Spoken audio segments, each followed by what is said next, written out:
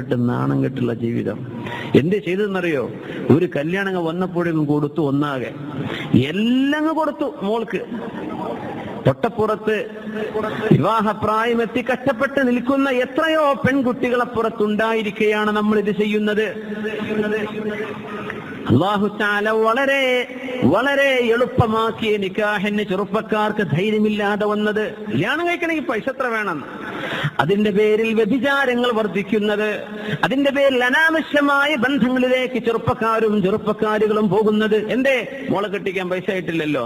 ഈ പൈസ വേണമെന്ന് ചോദിച്ചു വരുന്ന ചെറുപ്പക്കാരന് മനസ്സിലാക്കണം. ഒന്നുകൂടെ ആവർത്തിച്ച് ഞാൻ പറയുകയാണ്, സ്ത്രീധനം എന്ന് പറയുന്ന സംഗതി തെളിച്ചു മനസ്സിലാക്കുക. മനസ്സിലായ ആളുകളാണ് നിങ്ങൾ, ഒന്നുകൂടെ ഓർമ്മിപ്പിക്കുകയാണ്. ഇസ്ലാമിന്റെ ശരീഅത്തിന്റെ രീതി മഹർ കൊടുത്ത് വിവാഹം ചെയ്യലാണ്. ആണ് പുരുഷൻ മഹർ കൊടുക്കണം, എന്നിട്ട് പെണ്ണിനെ സ്വീകരിക്കുക. പെണ്ണിന്റെ വാപ്പ എന്താ ചെയ്യേണ്ടത്?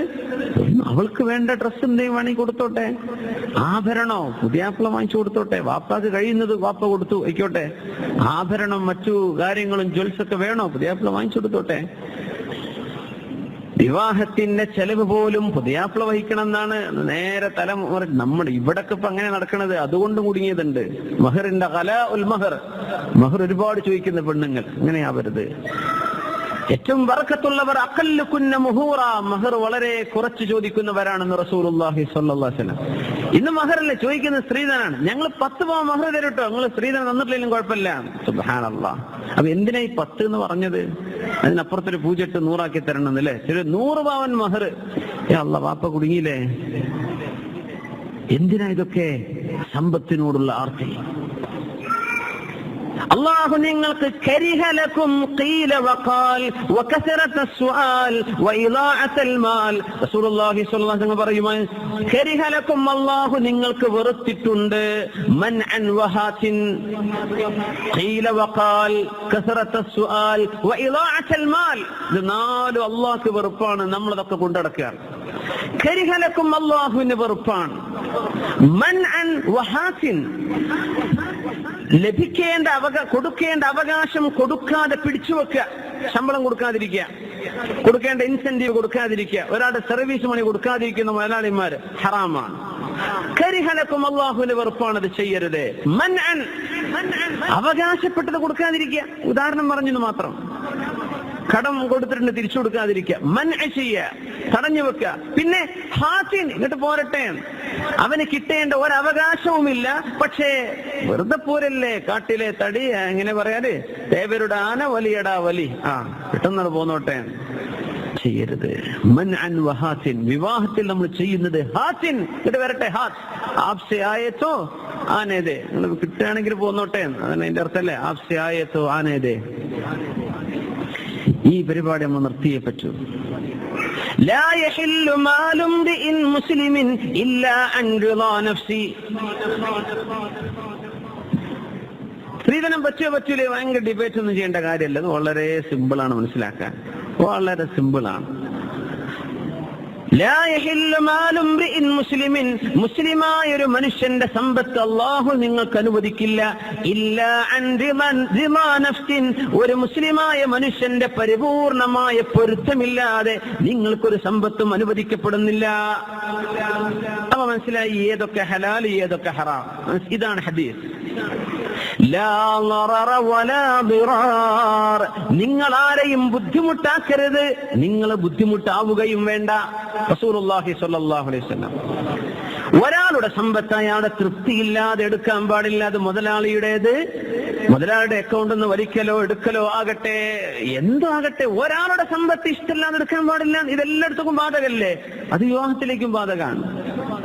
മക്കളെ കെട്ടിക്കാൻ വകയില്ലാതെ കഷ്ടപ്പെടുന്ന വാപ്പമാർ 20, 30, 40 കൊല്ലം ഗൾഫുകളിൽ വന്ന് ജീവിച്ച് അധ്വാനിച്ച് കഷ്ടപ്പെട്ടുണ്ടാക്കിയ വീടും പറമ്പും വാങ്ങിച്ചു വെച്ച സ്ഥലവും ഒരുപാട് കൊല്ലത്തെ അധ്വാനങ്ങളുടെ കണ്ണുനീർ ഒരു മോളെ കെട്ടിച്ചയക്കാൻ വേണ്ടി ഇതൊക്കെ വിറ്റുകൊടുക്കുന്ന വാപ്പയുടെ മനസ്സിൽ എപ്പോഴെങ്കിലും തോന്നോ, പരിപൂർണ പൊരുത്തത്തിലെ ഞാൻ എന്റെ മരുവിന് കൊടുക്കണത് ഒരു വാപ്പക്ക് തോന്നും മുഅ്മിനെ. ഇത് മനസ്സിലാക്കാൻ കോമൺ സെൻസ് മതി. നിങ്ങൾക്ക് ഹലാലല്ല, വാപ്പ തരുന്നത് നീ ചോദിച്ചത് കൊണ്ടാവാം. പെണ്ണിന്റെ വാപ്പ നിനക്ക് തരുന്നത് നാട്ടിലെ മാമൂലുകൾ വെച്ചിട്ടാകാം. വാപ്പ തരുന്നത് നിന്റെ പുരക്കാരാക്ഷേപിക്കും.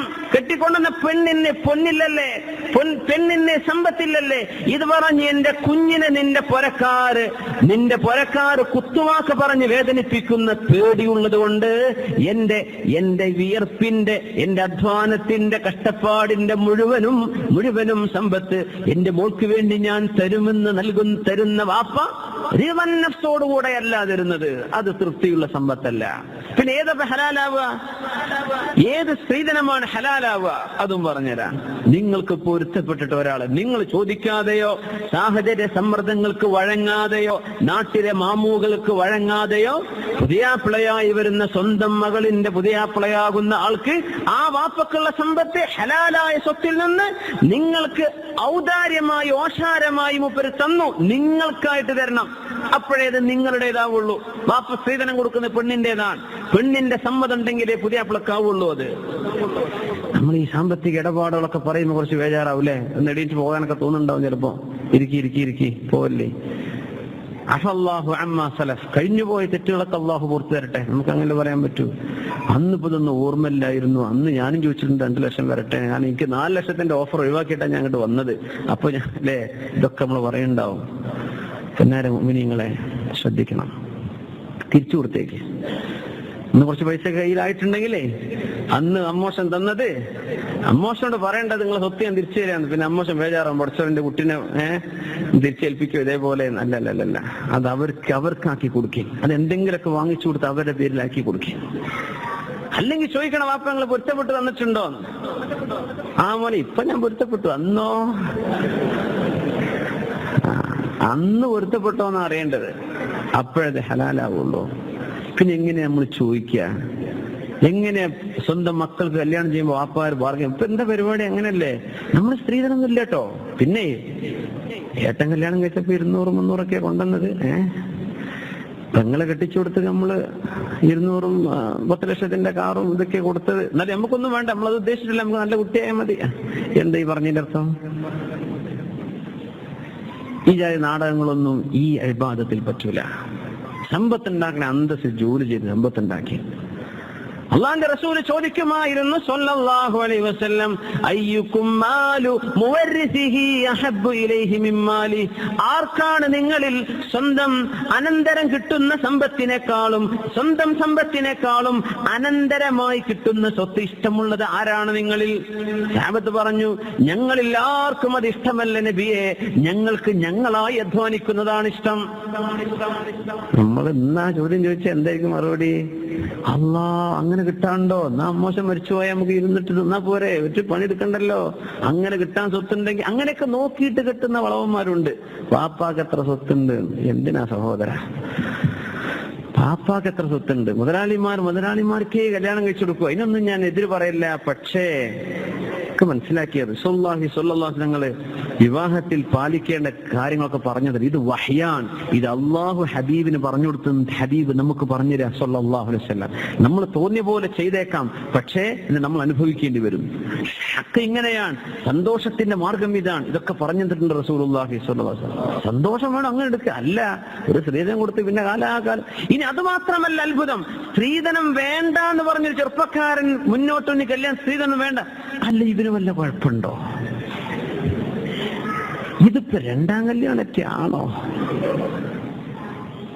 ഇങ്ങനത്തെ അന്ധവും ബോധമില്ലാത്ത അമ്മായിമാരും മോശന്മാരും. ഒരു ചെറുപ്പക്കാരൻ അള്ളാഹുവിനെ വിചാരിച്ച് ഞാനിത് ചെയ്യൂല, പടച്ചോൻ എനിക്ക് എന്റെ ആവശ്യമില്ലല്ലോ, ഞാൻ കച്ചവടത്തിനല്ലേ വന്നത്, എന്റെ കണ്ണ് സൂക്ഷിക്കാനും എന്റെ ശരീരം സൂക്ഷിക്കാനും അള്ളാഹു അനുവദിച്ച മാർഗത്തിൽ വിവാഹത്തിലേക്ക് വരാൻ. അങ്ങനെ വരുന്നൊരു ചെറുപ്പക്കാരൻ ഞാൻ മഹർ കൊടുത്തവളെ സ്വീകരിക്കാം. ഇവൻ കല്യാണം കഴിക്കുന്ന പെണ്ണിന്റെ ജ്യേഷ്ഠത്തെയോ അനിയത്തിയെയോ കല്യാണം കഴിക്കാൻ വേറെ കുറച്ച് ആൾക്കാർ വന്നിട്ടുണ്ടായിരുന്നു. ഒരു കല്യാണം കഴിച്ചു പോയി. അവർ ചോദിച്ചു, ഞങ്ങൾക്ക് 10 ലക്ഷം വേണം. കൊടുത്തു. ഓനാണ് ആൺകുട്ടി. ആര് വരെ? ഈ വാപ്പ പറയാ. പിന്നെ ഈ ഒന്നുമില്ലാതെ ഒന്നും വേണ്ടെന്ന് പറഞ്ഞു കൊണ്ടുപോയ ചെറുപ്പക്കാരൻ, ഓനൊന്നൊരു കഥ അറിയില്ലാന്ന്. ഓൻ അബുദാബിലെ 1ാം ക്ലാസ്സും കിട്ടി തെരുപ്പ് കയറി വന്നതാണ് അല്ലേ? സുബ്ഹാനല്ലാഹ്. ഓന് ലോകം അറിയില്ലാന്ന്. ഇവനല്ലേ ബഹുമാനം കൊടുക്കേണ്ടത്, ഇവനെയല്ലേ ആദരിക്കേണ്ടത്, ഇവനല്ലേ നന്മ ചെയ്തത്. സുബ്ഹാനല്ലാഹ്. ആ നന്മയെ മനസ്സിലാക്കാനുള്ള കാഴ്ച നമുക്ക് നഷ്ടപ്പെട്ടു പോയി. യാ അല്ലാഹ്, അവനെ സ്വീകരിച്ച് ആശീർവദിച്ച് സന്തോഷം പറഞ്ഞ് നീയാണ് മോനെ നന്മ ചെയ്തവൻ എന്നവന്റെ പുറകിൽ കൊട്ടിക്കൊടുക്കേണ്ട വാപ്പമാർ, വാപ്പ ഈ പെണ്ണിന്റെ അമ്മോശന്റെ ഈ പെണ്ണിന്റെ വാപ്പയുടെ അനുജന്മാർ, ജ്യേഷ്ഠന്മാർ, ഇവരൊക്കെ എന്ത് ചെയ്യും? നമുക്ക് അന്വേഷിക്കട്ടോ, എന്തെങ്കിലും കുഴപ്പമുണ്ടാവും, അതുകൊണ്ടാവും ഇങ്ങനെ വരുന്നത്. അല്ല മുഅ്മിനെ, ഈമാൻ ഹൃദയത്തിൽ കയറിയത് കൊണ്ടാണ് ഇവനിങ്ങനെ വന്നത്. നീ മനസ്സിലാക്ക്, അർഹിക്കുന്ന ബഹുമാനം കൊടുക്ക്. ഇനി ആരും ബഹുമാനിച്ചില്ലെങ്കിലും പൊന്നു മുഅ്മിനെ നമ്മൾ അങ്ങനെ ചെയ്യാൻ പാടുള്ളൂ. നമുക്കങ്ങനെ ചെയ്യാൻ അതിലാണ് ഇസ്സത്ത്. അല്ലാഹു തരുന്ന ഇസ്സത്ത് അതാണ്. അല്ലാത്തൊക്കെ ഒരുതരം അടിമത്വമാണ്, അറിഞ്ഞോ അറിയാതെയോ ഉള്ളൊരു അടിമത്വമാണ്. അപ്പോ അള്ളാഹുവിന്റെ മാർഗത്തിൽ റബ്ബിന്റെ മുൻനിർത്തിയിട്ട്